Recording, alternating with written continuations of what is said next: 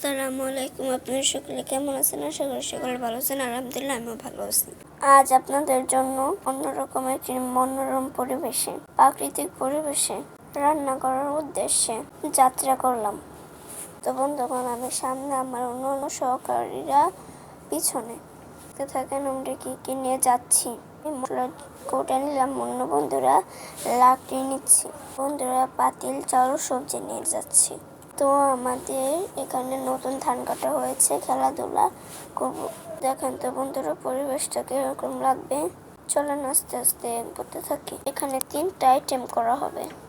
আমরা ডিম বোনা করবো, থেকে বিভিন্ন ধরনের শাক সবজি দিয়ে একটি শুটকির তরকারি রান্না করব। আর কচুটি ফুলের বড়া বানাবো। আমরা এটা খুব পছন্দ করি। কচুটি ফুলটার বড়া বানালে খেতে খুব স্বাদ লাগে। অন্য এলাকায় খেয়ে থাকে কিনা সেটা আমি জানি না, খেলে কমেন্টে জানাবেন। কিন্তু রাস্তা যেতে সময় লাগতেছে অনেক, কারণ রান্নার ভিডিও তো বেশি দেখাতে পারবো না, লং হয়ে যাবে, তাই একটু করে দেখাচ্ছি।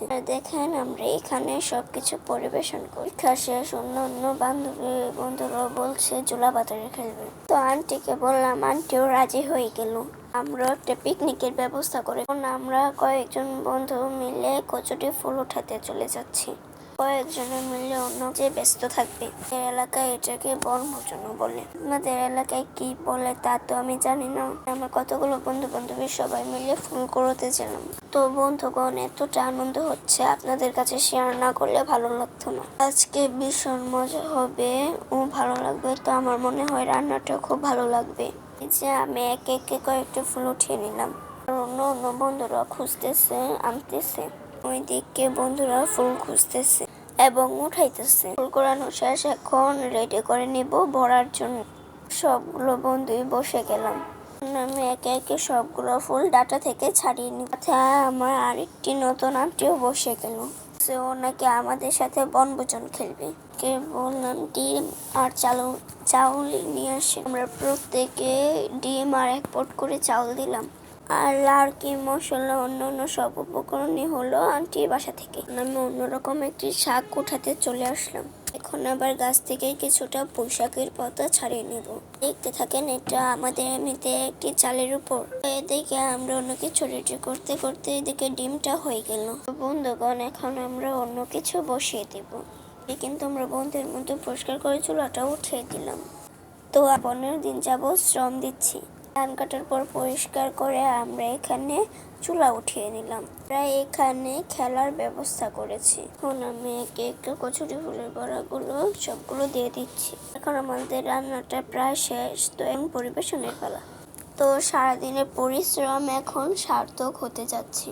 রান্না সব কিছুর পরে এখন রান্না করার পালা। সবগুলো কিন্তু আমার চাচাতো ভাই বোন পাড়া প্রতিবেশী। কালকে থেকে আমার আইডিতে 9টা সাবস্ক্রাইব এসেছে।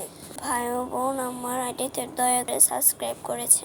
দোয়া করি আল্লাহ তাদেরকে সুস্থ দান করুক। এখন আমার একটি দাদু সবাইকে বেড়ে দিচ্ছে। আমরা তো ছোট মানুষ, বেড়ে খেতে খেলে যদি বেশ কম হয়ে যায়, তাই দাদু বেড়ে দিচ্ছি। দাদুর হাতে আমাদেরকে সমানভাবে ভাগ করে দিচ্ছি। তো এখন চারদিকের পরিবেশটা আপনাদেরকে দেখাচ্ছি। তো রান্না করতে করতে দেখেন সূর্যটা প্রায় ডুবে যাচ্ছে। এখন আমাদের খাবার পালা। আমার ভিডিওটা দেখে ভালো লাগলে সবাই লাইক, কমেন্ট, শেয়ার করে দেবেন। ফেসবুকের বন্ধুরা ফলো করে পাশে থাকবেন। যারা পুরাতন তারা লাইক, কমেন্ট, শেয়ার করে দেবেন, আর যারা নতুন তারা ফলো করে দিবেন। সবাই এখানে চালিয়ে নিচ্ছে। আমার কাছে প্রতিটা রান্নায় খুবই মজা ছিল। মিলে একসাথে রান্না বান্না করে ওইটার সাথে অন্যরকম দ্বিগুণ হয়ে যায়। পর্যন্ত আল্লাহ হাফেজ।